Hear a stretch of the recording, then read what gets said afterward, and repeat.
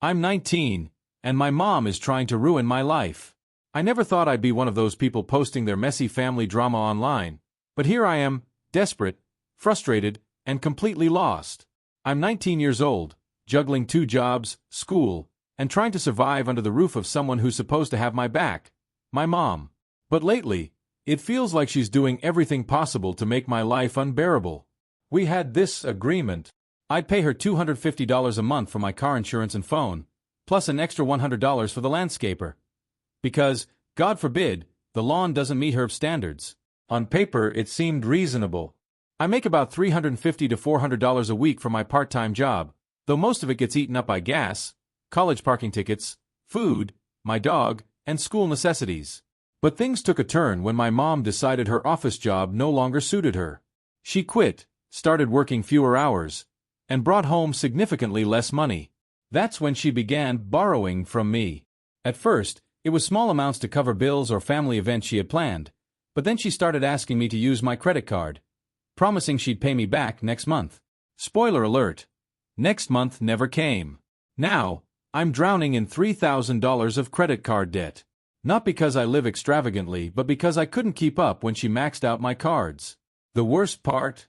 She still lives her life like she's flush with cash, throwing out all our pots and pans on a whim, going to NBA games, taking trips with her friends, and spending almost every night with her boyfriend. Meanwhile, I'm left to figure out how to feed myself, my dog, and even my grandpa because she doesn't buy groceries or cook anymore. Last night was my breaking point. I confronted her about the debt, explaining how the interest charges were piling up and begging her to pay back at least some of what she owes. Her response? What did I do to contribute to that? I couldn't believe it. I told her, you borrowed the money I needed to pay off my monthly debt, and things escalated fast. She started screaming, demanding my car keys, threatening to kick me out, and saying she was going to disown me.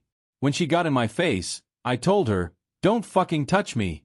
That's when she stormed off and called my family, telling them I had threatened her, with a knife of all things. I was in shock. I spent the rest of the night fielding calls from my aunties and cousins, trying to explain the truth.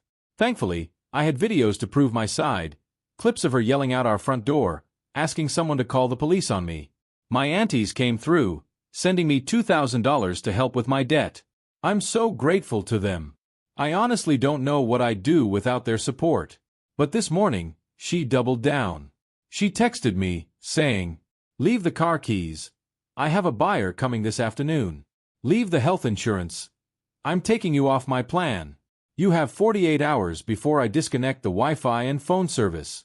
Rent is $1,000 if you choose to stay. I've never felt more trapped in my life.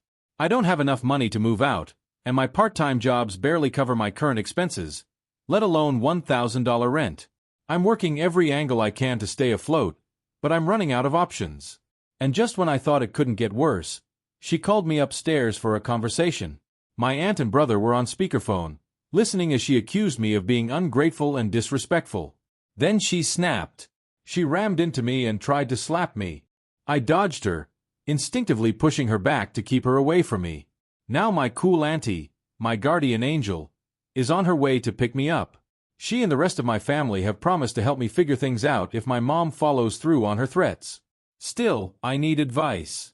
How do I make quick cash this week to stay afloat? My aunt's support is a huge relief, but I hate the thought of relying entirely on others. I want to stand on my own 2 feet. If anyone has been through something like this, I could really use your help. Updated, I wish I could say leaving my mom's house with my aunt felt like the end of my nightmare, but it was just the beginning of a new chapter. One filled with uncertainty, awkward family dynamics, and a strange sense of freedom I hadn't felt before. The first night at my aunt's place, I sat on her couch, surrounded by moving boxes she had dragged out of storage for me to use. She handed me a plate of pasta and said, we'll figure it out together, but you need a plan. I nodded, chewing on noodles while my mind raced. I needed money, a permanent place to live, and, above all, peace of mind. I couldn't keep living paycheck to paycheck, worrying that my mom would pop back into my life to cause more chaos. The next day, my aunt helped me make a list of priorities. At the top was finding a second job, but not just anything. I wanted something with potential. After hours of online applications, I finally scored an interview for a server position at a busy restaurant downtown. The tips could be a game changer if I got the job.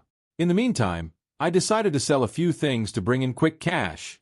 My aunt helped me set up an account on Facebook Marketplace, where I listed old clothes, shoes, and even some random gadgets I never used. To my surprise, people were buying stuff within hours. A pair of sneakers I hadn't worn in years sold for $60, and an old gaming headset brought in another $40. It wasn't much, but every dollar counted. While I was hustling to stay afloat, my mom wasn't exactly keeping a low profile. A few days after I left, she started posting cryptic messages on Facebook. Stuff like, "Some people bite the hand that feeds them," and "Family betrayal cuts the deepest." Of course, our relatives saw this and started calling me again, asking what happened. "I didn't betray anyone," I told them. "She pushed me to the edge. I had no choice." Most of them understood. Others stayed neutral, saying, "That's between you and your mom." Neutrality felt like betrayal, but I let it go. I had bigger things to worry about. Then came the real kicker. My mom sold my car. She'd been bluffing about it for years, but this time, she actually followed through. She texted me a picture of the buyer holding the keys, followed by, "Car's gone. Don't bother asking for the money." I stared at the screen in disbelief. That car wasn't just transportation, it was freedom.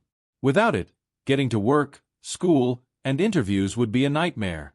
My aunt saw me pacing around the room and said, "We'll make it work. You can borrow my car for now." Her kindness brought tears to my eyes, but it also lit a fire in me.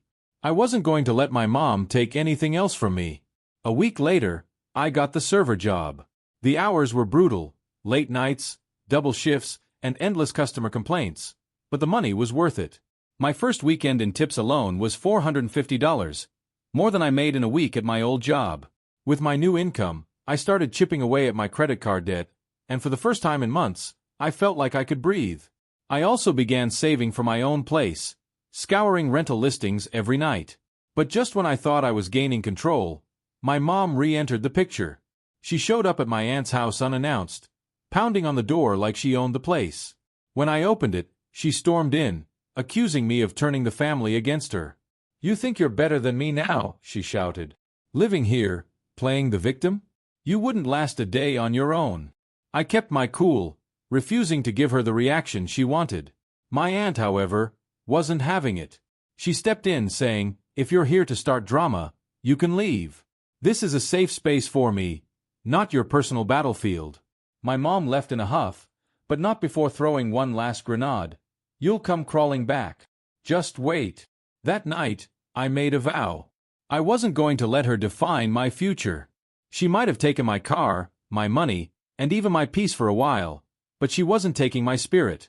In the weeks that followed, I continued to hustle, working doubles at the restaurant, selling anything I didn't need, and applying for scholarships to ease the burden of school expenses. My aunt even helped me connect with a financial advisor, who taught me how to budget and rebuild my credit. And slowly but surely, things started to turn around.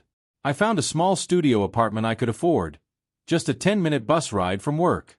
It wasn't fancy, but it was mine. The day I moved in, my aunt gave me a set of pots and pans as a housewarming gift, saying, "Now you can cook your own meals and never depend on anyone else." Her words hit home. For the first time in a long time, I felt proud of myself. My mom still tries to guilt-trip me through texts and social media, but I've learned to block out the noise. I know I'll probably never have the relationship with her that I once hoped for, but I've made peace with that. Because at the end of the day, I'm 19, and I'm finally taking control of my life. Thank you for watching this video. I would appreciate it if you put a like and subscribe to the channel, as most likely this is not the end of the story. Before meeting.